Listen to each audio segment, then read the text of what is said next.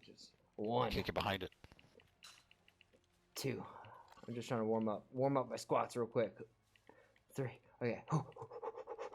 You gotta warm up your, Okay, we're good. I got some reps in. My glutes feel activated. Day number 1 of Warzone 2 and the DMZ mode is in the books. I got my successful exfills and I got the victory royale with my boys. And I hope that in the next few short months, Infinity Ward can make some of these changes and make Modern Warfare 2 the greatest game that's ever come out. Because they have a chance in these next few months to really change the Call of Duty experience. So let's break down these changes that once they're implemented, Modern Warfare 2 is going to be the greatest game that's ever come out. But first, I gotta ask you to subscribe. 90% of the people who watch my aren't subscribed, and well, frankly, that's not cool, and we gotta change that. Like this video so YouTube knows that I exist. Share this with all your friends, that way you guys never miss out on a scoop of sprinkle of your gaming and esports news. You stay one step ahead of the loop, and hell, if your mom's hot enough, share it with her too.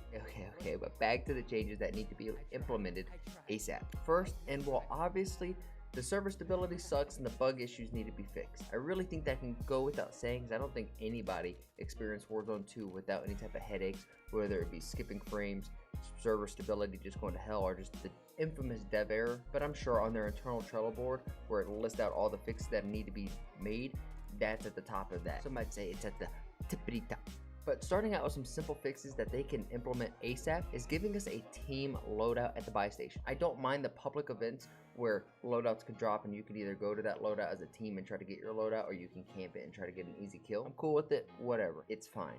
But if somehow in one game my team can find 10 grand, because money is scarce in Al Mazrah for sure, we should be able to buy us an individual loadout, like a personal loadout for our team where everybody can get their loadout. I don't understand why that was taken away. That was one of the unique elements from Warzone 1 that just seemed like it's unnecessarily been removed. And this leads me to change number 2.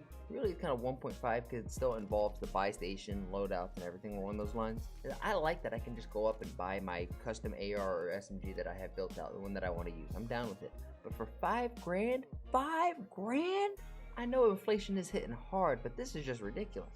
Because if the money isn't going to be tripled or quadrupled in Al Mazrah, and I'm not kidding, it needs to be tripled or quadrupled, then the price of an individual gun needs to be dropped down to 2 grand max. If not, 1,500 or 1,850. Having a weapon cost more than buying back a whole ass teammate just makes me scratch my head. And on top of that, during those late game regames when you do buy somebody back, or you win the curious gulag that is the gulag experience, you come back late game or mid game, having cheaper weapons just allows for better regain and ability to get suited back up and be a benefit to your team, instead of like, hey guys, I need a gun, I need plates, and everything along those lines. And no, this really isn't a change, it's really only addition. For the store, I would like to be able to see like more gear be bought, kill streak, stuff like that. But that's just a personal interest of mine, because I wonder how much they're actually going to add to the buy station, but that's here nor there. Now on to change number 3, this one is huge, it's the mobility issue.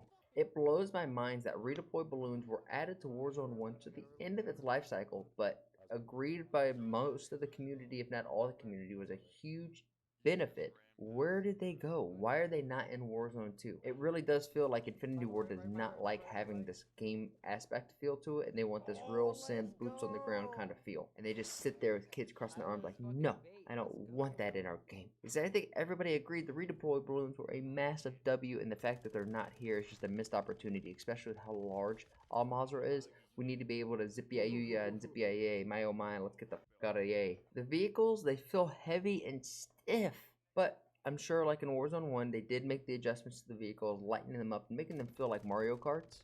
But I don't want to throw too much of a fuss at that, because I do have a feeling that that change will happen and that they're already kind of working on that. I think they even said that in their blog article, that they're going to look at some things. So I don't want to harp on all these little things. They're just going to want to make big changes. For example, perk. Give me the perk Gung Ho back. Please, for the love of God, allow it to compete with the battle hardens, the scavengers, the taskmaster, whatever.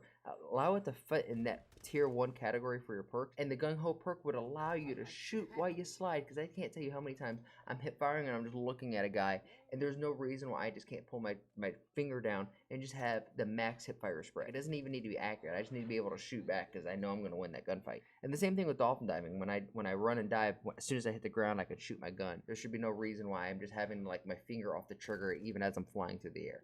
Right now, without any type of advanced movement, bunny hopping, slide canceling, or any of that, the game just feels stiff.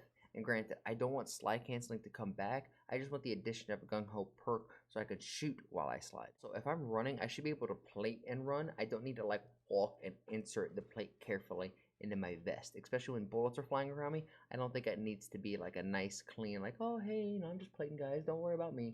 Like, oh, it's most of the time you're like, I'm in the middle of a fight trying to replate and my dude's just chilling. But speaking of perks, why is that in the multiplayer we can create custom perk packages, but in Warzone 2 and DMZ we're forced to have these preset builds?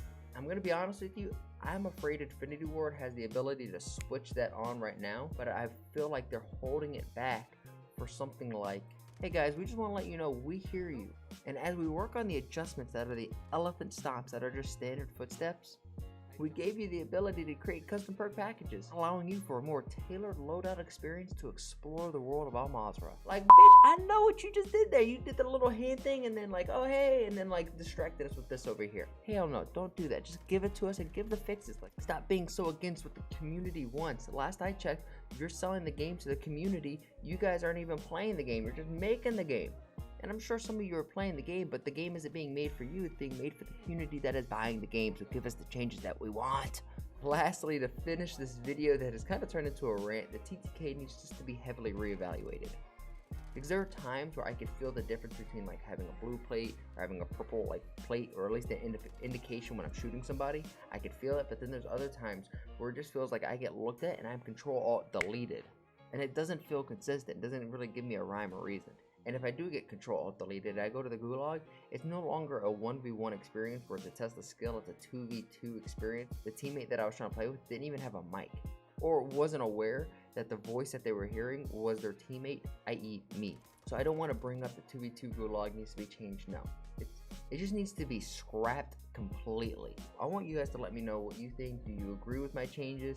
Are there any that I missed? I want you to let me know down below. And for doing so, here's a picture of my dog Annie. She's the cutest little doggo in all the land. She is my doggo. She is my pal. She is my sweet little girl. Please like, share, subscribe.